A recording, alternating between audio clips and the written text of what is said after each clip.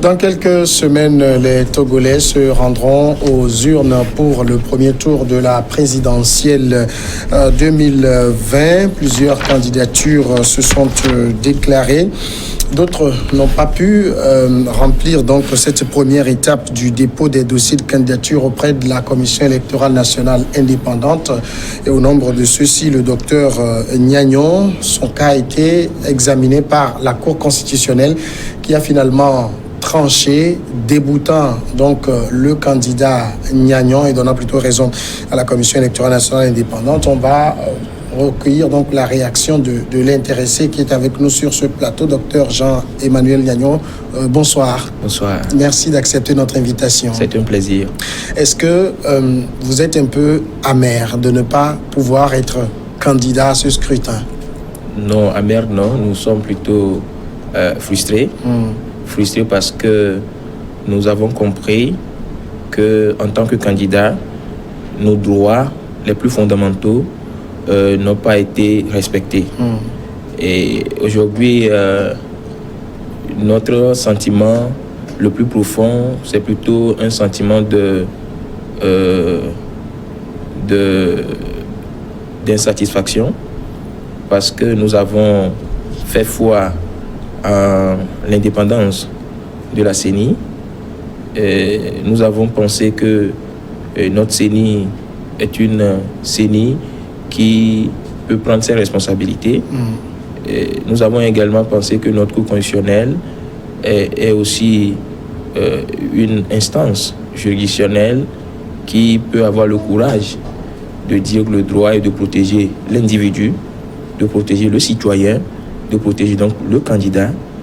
Mais nous avons pris acte de la décision prise par la Cour constitutionnelle, mais cela ne nous empêche quand même pas de pouvoir exprimer notre frustration.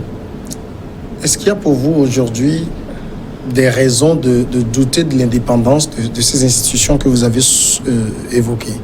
Nous avons décidé d'aller à ces élections parce que nous sommes de la nouvelle génération, parce que nous avons constaté un certain nombre de défis dans le fonctionnement des institutions, et c'est avec beaucoup d'espoir que nous avons constaté la recomposition de la Cour constitutionnelle.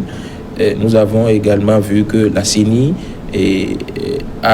aurait pu inspirer sur un certain nombre de plans beaucoup de confiance. En tant que nouvelle génération, nous nous sommes positionnés pour être candidats. Nous avons gardé notre esprit de légaliste, de personnes qui respectent les procédures, qui respectent les dispositions, qui croient que nous ne pouvons pas aller vers la CENI tout en pensant que la CENI aurait des intérêts à défendre. Parce que la CENI étant donc a priori et normalement une institution indépendante, nous ne pouvons pas aller vers la CENI en pensant que la CENI aurait pu par exemple aurait pu mettre ou alors poser des pièges. Non, la CENI n'est pas un parti politique.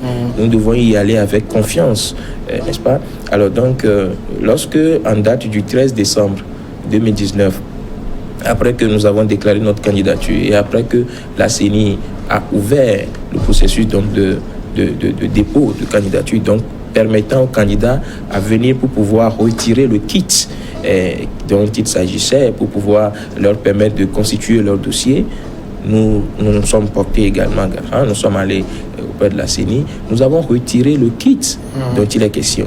Et le communiqué de la CENI indiquait véritablement et clairement les pièces qu'il fallait fournir pour pouvoir constituer justement le dossier. Il est vrai que ce communiqué s'est basé sur l'article 151 de notre code électoral. Et la CENI a effectivement respecté, n'est-ce pas, le code électoral dans son communiqué du 13 décembre 2019. Alors, nous aussi, nous avons parcouru bien évidemment le code électoral. Parce que quand vous voyez le code électoral, ce qui pose aujourd'hui problème, c'est la pièce, l'élément récépissé de versement de cautionnement. Pour nous, selon, parce que les tests à ce niveau-là ne souffrent d'aucune ambiguïté. Parce que selon nous, l'article 151 cite effectivement le récépissé comme élément devant faire partie de la composition du dossier. Maintenant, lorsque vous prenez l'article 155, mais bien évidemment l'article 154 décrit le fonctionnement, c'est le mécanisme, le travail qui se fait, le travail de vérification qui se fait d'abord au niveau de la CENI, où il est dit qu'un récépissé provisoire est délivré au candidat.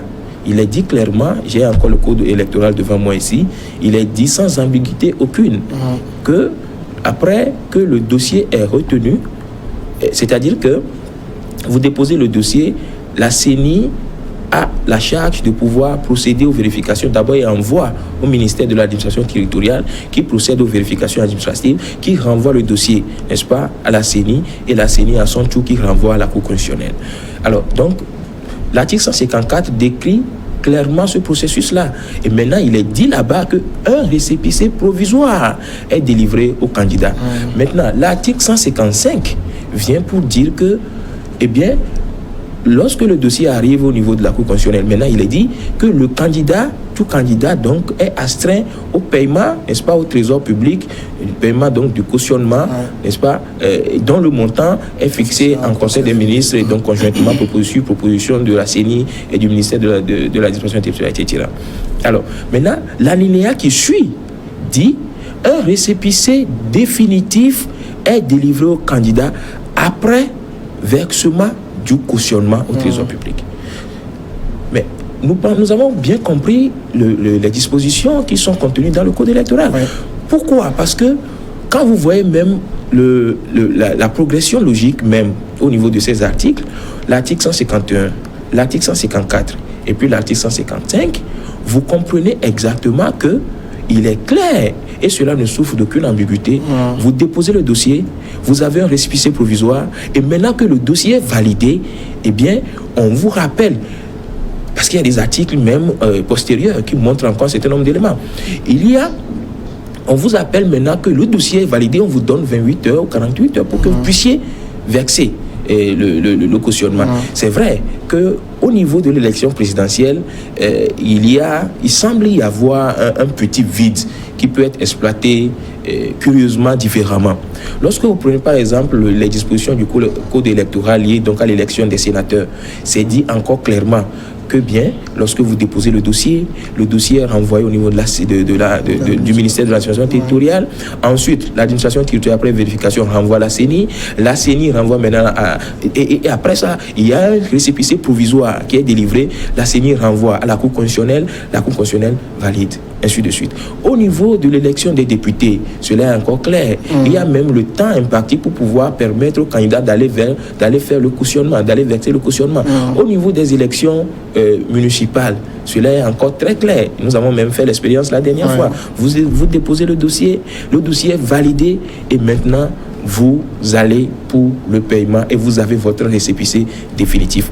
Alors, lorsque nous avons constaté le refus d'enregistrement de notre candidature, nous l'avons signifié au président de la CENI qui nous a fait l'aveu que, ils ont constaté qu'ils ont fait une erreur dans le premier communiqué, le communiqué en date donc du 13 décembre, et que le communiqué en date du 7 janvier 2020, donc 24 heures avant la date de clôture de dépôt des dossiers, nous avons fait comprendre au président que, même si aujourd'hui la CENI constate qu'elle a commis une erreur, il appartient à la CENI d'assumer la responsabilité de l'erreur. Il n'appartient pas aux candidats, n'est-ce pas, que nous sommes, de pouvoir subir les erreurs de la CENI. Nous n'avons pas déjà commencé à cette première étape, l'étape fondamentale initiale de l'enregistrement des candidatures, parce que dans un processus électoral, le candidat devient partenaire de la CENI. La CENI est l'organe qui module, qui ponctue, qui régule, n'est-ce pas, le processus électoral au regard donc des dispositions contenues dans le code électoral. Maintenant, si la CENI qui a cette responsabilité à cette étape fondamentale et initiale, la CENI avoue avoir commis une erreur et la CENI ne peut pas prendre sa responsabilité pour dire nous avons commis une erreur. Maintenant, aujourd'hui, ce n'est pas à nous de demander aux candidats de courir, parce que la pratique qui est devenue même carrément une pratique instaurée, et disons-le clairement, en jurisprudence, ce n'est pas que le versement ou alors la pièce, le récépissé de versement du cautionnement accompagne immédiatement, n'est-ce pas, le dossier. C'est lorsque le dossier est validé. Et cela, pour nous, est un principe de droit tout à fait assez banal, assez clair. Par exemple, cette pratique est tellement claire que les autres dispositions dans le code électoral l'ont signifié le plus explicitement possible. Lorsque, par exemple, vous allez, pour constituer un dossier, même pour aller faire des études dans une université, ou même lorsque vous allez inscrire votre enfant quelque part, le droit le plus naturel et qui s'instaure en principe dit que c'est lorsque votre dossier est validé qu'on vous demande de verser un cautionnement donné. Alors, est-ce que, docteur Nianion, ce que vous êtes en train de dire, vous voulez dire simplement, au jour J, le 8, je n'avais pas les 20 millions et je m'attendais à ce qu'il y ait plus de temps pour réunir l'argent? Non, nous ne sommes pas dans cette logique. Nous savons que la CENI... Alors, finalement, c'était quoi le problème? Non, notre problème, c'est un problème de procédure. C'est un problème de procédure. Nous savons... Alors, les 10 qui ont déposé le dossier ont respecté. Ils ont respecté cette procédure-là. Non, on les a forcés. Leurs droits sont bafoués. Attendez, s'il vous plaît. Personne d'autre n'a réagi. Monsieur Niaoui, cela dépend de comment les gens appréhendent la façon dont, n'est-ce pas, ils se positionnent par rapport à leurs droits. Mais le professeur Olu, par exemple, a dénoncé. Oui, il a sorti un communiqué. Et après, il est allé verser cela dépend. Non, attendez. Ce que nous voulons dans ce pays, dorénavant, ce n'est pas que lorsqu'on bafoue vos droits, eh bien, on vous oblige maintenant à courir, même si vos droits sont bafoués. Nous sommes de la nouvelle génération. Nous ne voudrions pas que, déjà, à cette étape initiale, la CENI commette des erreurs et nous demande de courir. Donc, si l'erreur est humaine, nous l'avons signifié au président de la CENI. J'ai dit au président de la CENI, monsieur le président, vous voyez donc que l'erreur est humaine. Aujourd'hui, vous avez commis une erreur, vous l'avez avoué. Eh bien, assumez votre erreur. Peut-être que par voie de conséquence, vous prorogez la date de clôture de dépôt de candidature. C'était difficile pour vous, le 8, là, d'aller au Trésor, parce que le Trésor était ouvert jusqu'à 23h. Monsieur Niaoui, je m'en tiens au communiqué du 7 janvier. Le Trésor était ouvert jusqu'à 23h. Monsieur Niaoui, notre problème ne se situe pas au niveau du Trésor qui est ouvert jusqu'à 23h. Finalement, alors, on comprend, vous dites clairement qu'il y a eu un problème de procédure. Oui. Maintenant, vous vouliez être candidat. Écoutez, nous ne voulons pas être coûte que coûte, forcément, malgré toutes les conditions, malgré le fait que les droits élémentaires du candidat à l'étape initiale soient violés et que nous puissions aller de façon forcenée dans cette mais vous ne répondez pas à ma question fondamentale. Oui. Est-ce que les 20 millions, vous les aviez? Cela n'est pas une information. Au jour J, le 8 janvier, est-ce que vous aviez les 20 millions? Monsieur Niaoui, vous n'aurez même pas à vérifier ce que je vous donnerai. Oui, mais moi j'ai envie de savoir simplement. Ce que vous pouvez vérifier aujourd'hui, c'est ce qui est dit dans le code électoral et c'est ce qui n'a pas été respecté. Oui, mais en même temps, la Cour constitutionnelle vous a renvoyé au code électoral. Si je vous dis, c'est le code qui est la Bible électorale. Monsieur Niaoui, nous n'allons pas vous dire que notre problème, c'est au niveau du cautionnement. Et parce que on a compris que c'était le problème de beaucoup de candidats à la fin. Beaucoup de candidats auraient pu avoir un tel problème. Nous sommes bien organisés. Vous aviez les 20 millions. Nous sommes bien organisés. Oui, mais vous avez les 20 millions alors. Nous avons un problème. Mais écoutez, monsieur Niaoui, pourquoi est-ce que nous avons saisi la Cour constitutionnelle? Mais il suffisait tout simplement que la Cour constitutionnelle nous donne raison. Parce que nous avions raison. Maintenant, monsieur Niaoui, aujourd'hui, en matière électorale, le candidat que vous êtes, vous devez vous en tenir au code électoral et non à un communiqué quelconque de l'institution. Et cela pose un problème fondamental. Ça veut dire quand même que lorsque vous voulez être candidat et que dans le code électoral, l'article 151, il est dit, il est cité le récépissé de versement du cautionnement. Vous aurez pu faire ça même bien en amont, vous savez ce qui se passe souvent dans ce pays, c'est lorsque, par exemple, et ça a tué beaucoup de leaders, c'est lorsque, par exemple, il y a des droits ou alors il y a un petit problème qui se pose déjà et que les gens essaient de banaliser, cela devient un grand problème. Pourquoi? Parce que, en fait, ce qui vous crève l'œil, ce n'est pas une montagne ni une colline. C'est un grain de sable qui peut vous crever l'œil. Ce qui peut également poser un problème dans le dysfonctionnement d'un mécanisme, ce n'est pas quelque chose de grande taille. Lorsque, par exemple, la CENI, pour nous, c'est un problème de procédure. Nous le signifions. Il était clair pour nous que le président de la CENI, qui reconnaît avoir commis une erreur. Parce que nous avons vécu cette scène-là dans ce pays, où, à des moments de proclamation d'élection, un président du CENI qui disait que je proclame les élections et dans le résultat, il y a des erreurs, mais je continue. Nous avons déjà vu ça dans ce pays. Nous, la nouvelle génération, nous ne voulons plus aujourd'hui nous inscrire dans une certaine dynamique comme celle-là. Ce que nous pensons et ce que nous avons signifié clairement. Parce que nous avons bien lu le code électoral. C'est pour cela que lorsque notre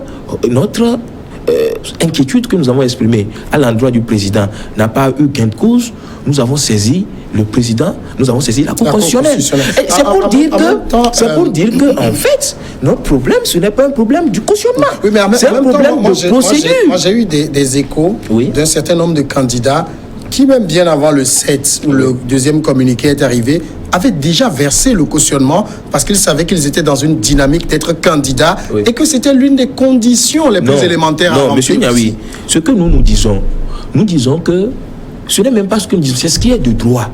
C'est ce qui est la réalité. Oui, mais c'est dans le code, le récépissé fait partie de l'article 151. Donc les candidats... C'est ce qu'a rappelé la Cour constitutionnelle, il me semble. Monsieur Niaoui, donc les candidats qui sont peut-être allés verser avant le 8 n'ont pas respecté le communiqué. Le communiqué. Oui, mais est-ce que entre le communiqué et le code électoral, qu'est-ce qui fait plus foi pour vous? Monsieur Niaoui, qu'est-ce qu'un communiqué venant, par exemple... En même temps, il y a eu un deuxième communiqué qui rectifie le premier. Qui rectifie à quelle heure et à quel moment? Oui, mais justement, la question du moment que vous posez, c'est là moi mon inquiétude. Si le communiqué est sorti le 7, je suis d'or que toute personne a reçu ce communiqué qui est sorti le 7. Le communiqué est sorti le 7, la nuit, parce que c'est ce qu'on nous a appris. Je l'ai vu autour de 17-18 heures. C'est ce qu'on nous a appris. On nous a appris que le communiqué est sorti le 7, la nuit. Dans ce délai-là, je pense que la procédure au niveau du Trésor, ça ne prend pas 15 minutes. Monsieur Niaoui, donc vous ne nous comprenez pas. Non, je vous suis. Non, si vous nous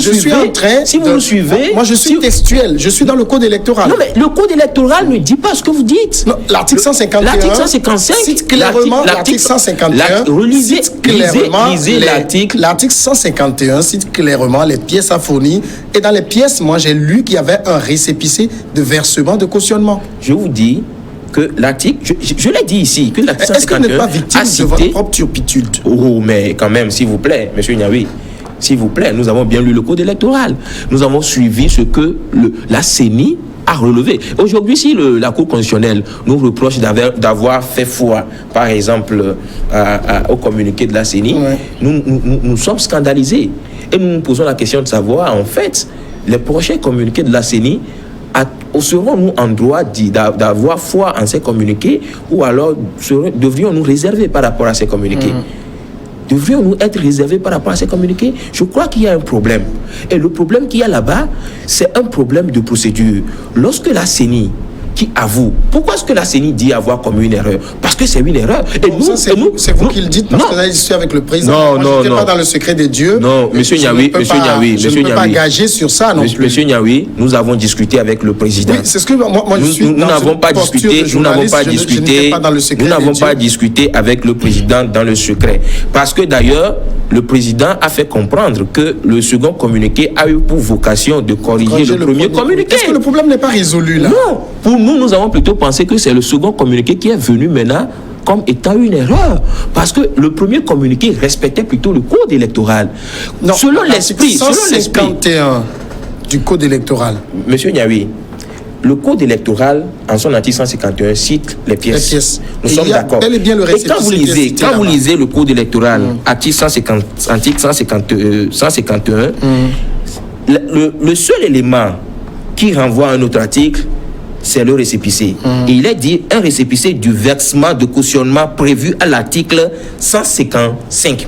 Si après, quand vous revenez à l'article 155, il est dit les candidats sont abstraits au dépôt au trésor public d'un cautionnement dont le montant est fixé par décret en Conseil des ministres sur proposition conjointe de la CENI et du ministre chargé de l'administration territoriale.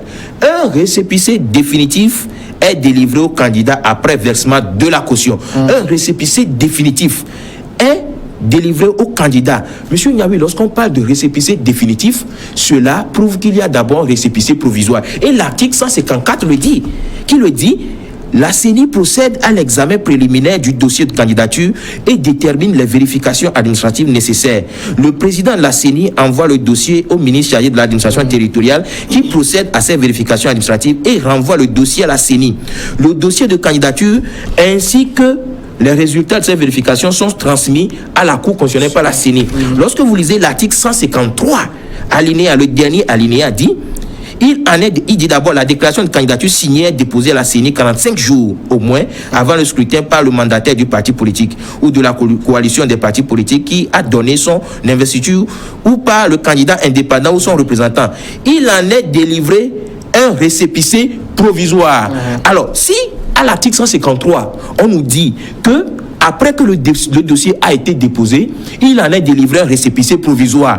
Alors cela voudra dire que le versement de cautionnement est lié à la délivrance du récépissé définitif tel que c'est indiqué dans l'article 155. Parce que l'article 155 dit, monsieur Niaoui, attendez s'il vous plaît, parce que l'article 155 dit que dans son alinéa 2, dit qu'un récépissé définitif est délivré au candidat après versement de la caution.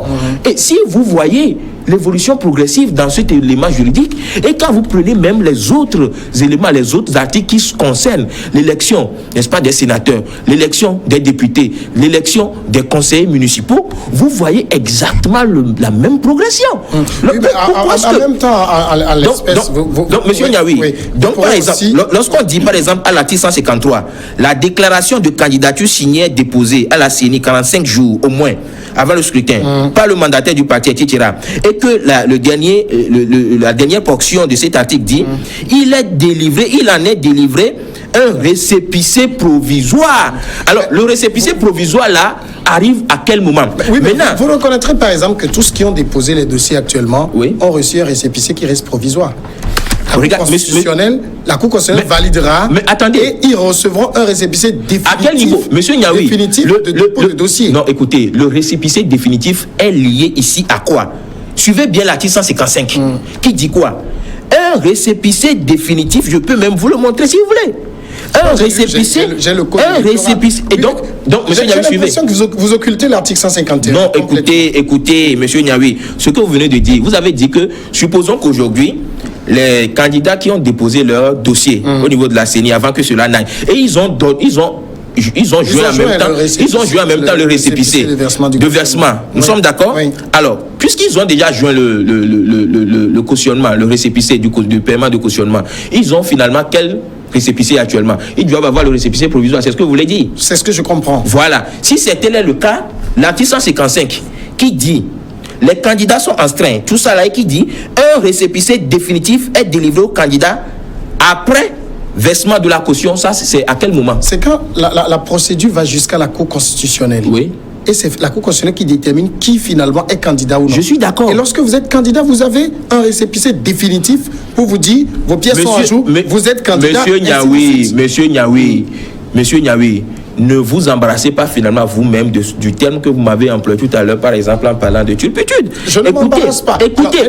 Finalement. Je crois que le débat, je crois qu'aujourd'hui, monsieur Niaoui, aujourd'hui, s'il vous plaît, non, mais écoutez, la CENI a déjà, la Cour constitutionnelle a déjà donné sa décision. Aujourd'hui, vous avez posé une question, il faut que nos concitoyens comprennent la procédure qui a été pour nous, qui a connu des vices de procédure à des moments donnés.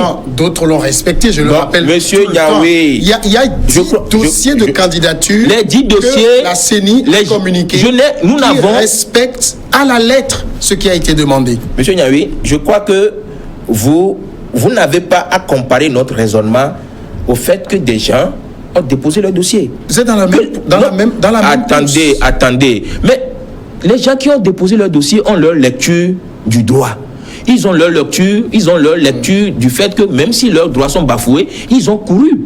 Nous disons... Vous êtes arrêté au simple fait que, bon, mes droits sont bafoués, je ne continue pas. Non, mais quand nos droits ont été bafoués, nous avons usé de l'article 152 du Code électoral. C'est ça la Cour constitutionnelle. Oui, mais alors, moi ce que j'ai du mal à comprendre... Qu'est-ce que vous ne comprenez pas? Ce jour-là, vous n'êtes simplement pas allé au trésor, retirer le récépissé. Mais pourquoi vous vouliez, monsieur Niaoui, quel intérêt vous avez aujourd'hui? Moi, j'ai appris en tant que journaliste que le professeur Olou est allé, on lui a dit qu'il y a un nouveau communiqué qui Mais est venu ne nous comparez pas. Pourquoi vous voulez nous comparer? Pourquoi vous voulez que nous soyons comme les autres? Parce que la génération que nous sommes... Moi, j'ai juste l'impression que c'est un problème d'argent. Pourquoi? Non, mais ça n'engage que vous, en fait. C'est l'impression que j'ai. Vous ne voulez pas le confirmer. Non, vous avez... C'est que les 20 millions, on sait que 20 millions, c'est pas 20 000 francs non plus. Monsieur Niaoui, oui. Si vous avez eu cette impression, cela n'engage que vous. Ce n'est pas le cas, c'est ça. Dites-moi simplement... Mais ce n'est pas le cas. D'accord. Si c'était l'argent était là, alors pourquoi vous n'avez pas actionné le trésor? Monsieur Niaoui, mais je crois que vous ne nous comprenez pas, monsieur Niaoui. Je vous comprends. Mais si vous nous comprenez... Vous vouliez être candidat, je le comprends. Nous ne voulions pas être candidat à tous les prix. Il y avait 20 millions à payer simplement. Mais si nous prenons 20 millions, nous allons nous engager dans un processus. Et nous sommes en train de constater qu'il y a des problèmes au niveau du processus. Pourquoi vous voulez que nous puissions nous engager forcément, tête baissée, dans un processus, alors que nous avons constaté que déjà, il y a un petit problème? D'accord. Alors, ma dernière question, parce qu'on est à la fin. Vous allez soutenir quelqu'un finalement? Nous, à l'heure où nous sommes en train de vous parler, nous avons des milliers de Togolais que nous avons pu mobiliser en 1 semaine et demie. Nous avons des milliers de jeunes que nous avons pu mobiliser en 1 semaine et demie. Nous avons des milliers de Togolaises et des Togolais qui ont eu foi à notre candidature parce que notre candidature était la candidature de l'espoir. Notre candidature était la candidature de la jeunesse qui voulait voir autre chose, tout bord confondu. Notre candidature était la candidature de la nouvelle génération qui avait l'audace d'ouvrir une nouvelle ère politique pour notre pays. Vous n'appelez pas à soutenir quelqu'un d'autre. Attendez que je termine. Oui, rapidement. Alors, à l'heure où nous sommes en train de prendre notre temps pour appeler nos soutiens, nos sympathisants au calme et à la sérénité. Lorsque cette étape-là passera, nous allons envisager d'autres choses. Docteur Jean-Emmanuel Niagnon, merci d'être passé. C'est nous qui vous remercions. On va observer maintenant la pause, elle dure 10 minutes et après on est ensemble avec les journalistes pour Regard Croisé.